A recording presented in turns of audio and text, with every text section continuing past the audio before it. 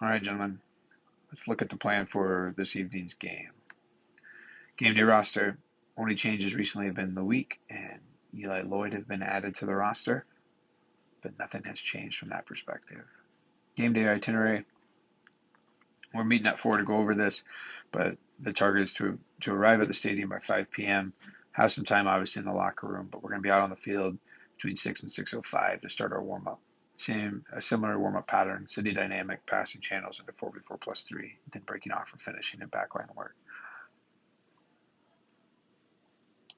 And then back to the locker room for our final talk at 6:45, and then we have our walkout with our starting 11 at 6:55 with a 7 p.m. kickoff. Objectives: focus on the attacking piece, just city soccer, control through the ball, good positioning between lines, really being aggressive to attack the backs of defenders, and then being brave enough to finish our chance. So we're going to create moments. Do we have the mentality and the presence of mind to finish what's been provided to us? Defend with the ball.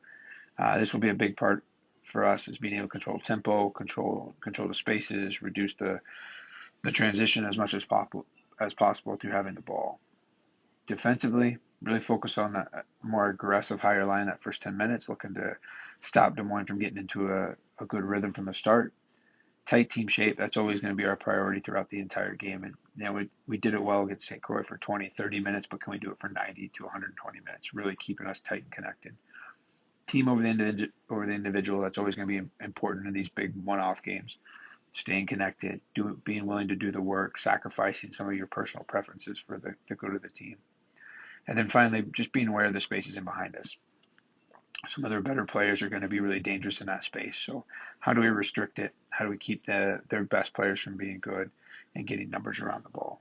Transition-wise, transition to attack will be important because that's our moment where we can regain control the tempo of the game, look to, we're always going to look to counter if it's on, but more aggressive in our counterattacking in our attacking half and more cognizant of the moment in our defensive half. Can we keep the ball if we regain the defensive half? Can we slow the game back down? Can we choose our moments wiser? And then transition to defense is the kind of the flip side of it, is we got to be really good when we lose the ball to get pressure around it, slow down their counter, get people back behind the ball, and restrict that central space so that we have time to push the game back wide again and slow their rhythm of play. Starting 11, only major changes from what we saw on Saturday is shifting the sides that are outside backs and our wingers are going to be on. So Mito and Mookie will be on the left with Chuck and Leo on the right and Loic starting up front. From an attacking shape perspective, important to look at this block of 5 that we're highlighting. Now with our 2 outside backs, we're asking them to stay a little bit tighter.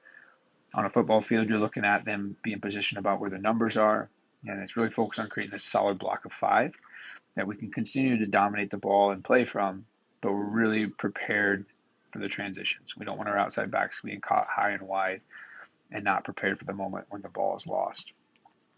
Especially on the left side, the option for that rotation of the attacking mid dropping down next to the center backs is on a little bit more and is more encouraged. And that pushes Mookie out wide, and Midu can naturally drift in, which fits his natural desires a little bit better as well. But on the right side, Chuck and Leo are going to be a little bit more structured and disciplined in their positioning, holding those spaces more.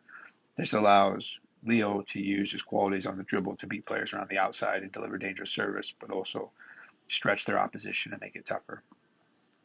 If we end up facing, and this is the tough thing, we don't really know what we'll see.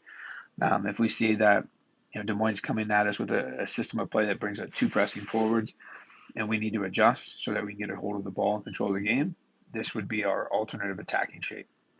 So our defending shape wouldn't change. We would stay in that 4-1-4-1. But what we would ask is Chuck would pinch back down, get a little bit tighter to Tyler and Jack, forming a back 3. Mookie can be released higher as a wing back, and Leo would shift down a little bit more as a wing back. And it becomes much more of a 3-5-2 with still our single 6, 2 10s, and our 2 strikers with Midu sliding across to stay connected to Loic. If for some reason we need to control the tempo a little bit more, we can always drop Dom back in and have 2 holders and push a bye into that 10 space in behind the 2 forwards. That shift will be made on the sideline and a decision based on how we're dealing with them with that structure as is. Our goal kick or build shape, this hasn't changed and we won't, doesn't need to change. Still expect our center backs to drop deep along the end line with the goalkeeper. Our outside backs are going to start high and aggressive. Our front three are going to sit high and pin the opposition's back four or the back three, depending on how they shape up. As you can see, their positioning is occupying players, keeping them higher. And this gives that space for the 6, 10, and 8 to drop in to pick up the ball. It's up to the goalkeeper and the center backs to read what's going on. There's always space for the ball to be chipped or clipped into the wide angles. We're trying to avoid the vertical straight ball, just sort of reduces the transitions. But a couple tips here, we show with our 5 how we could play around someone if they force us in. Then obviously on the right side, looking at how we can play around a block to advance the game. Defensive shape reminders. We've trained this consistently. Nothing's going to change here.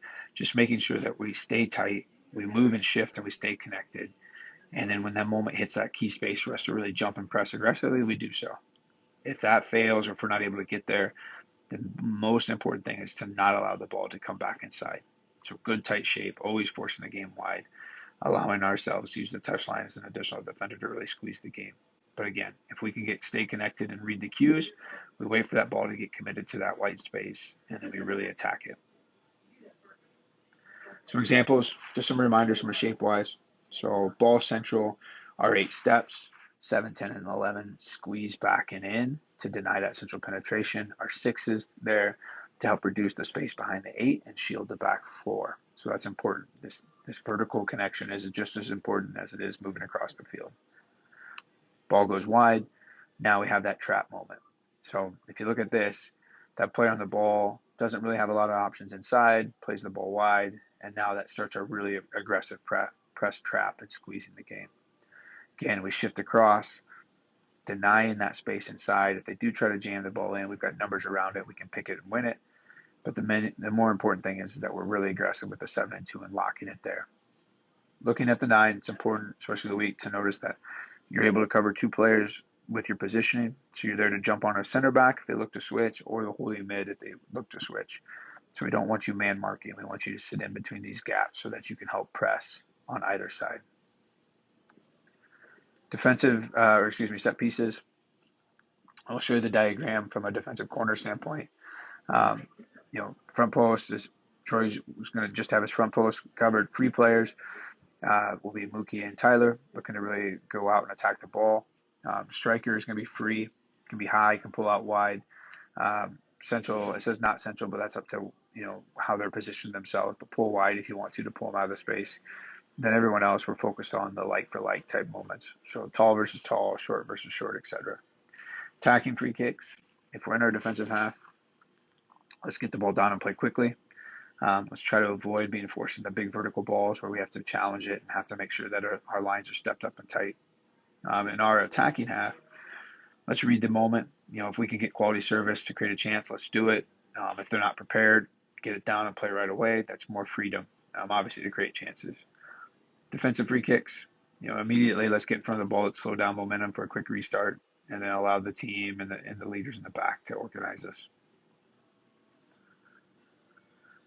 So there's, taking a look at that defensive shape, as it's noted, Murakami and David or Tyler are there as far as the free players willing to go attack the ball. Leo's got the first post, or, smaller players there prepared for that. Our striker in this image is high and central, ready to be the free breakout player. The player can slide wide. It's easier when you slide wide to get on the ball facing forward sometimes than facing back towards the goal. If they do play short, we want to release 2 players to make sure that we can keep a 2v2. Let's not get caught playing 2v1. So we've got to be switched on, and the goalkeeper can be a part of keeping us attuned to anything that's short. Attacking corners. As we trained, Leo will be serving the ball. Who we have back obviously depends on how many they keep high. If they leave just 1 striker high, Chuck and Abai can handle that. If they leave 2, then we're going to want Mookie to stay higher and help deal with that from a speed and assistance in covering space. The service cues, as noted, 1 hand up, we're going to put the ball in the box. 2 hands up, we're going to look to play short off Dom and looking to find some different solutions. So make sure that we're able to be all on the same page when it comes to that. The service in the box is predicated heavily on that pick, so making sure that Mito and Aiden can do their role to free up TD, and Jack to go and attack the ball.